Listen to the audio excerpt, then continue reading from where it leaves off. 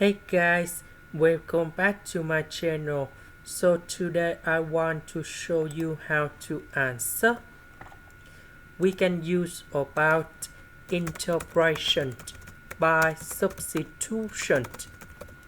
So I will put about u equals to s squared plus number 2. Later that we need to do first the derivative for the both sides. This one that is about 2s. This one that is about the constant. So you got number 0.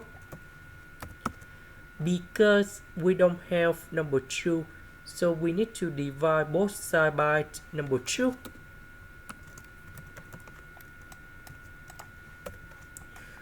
So this one that is about u.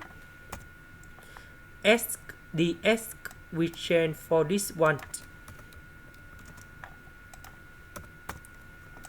So the integration of u squared that is about u to the power of 3 over 3, and I will put about c.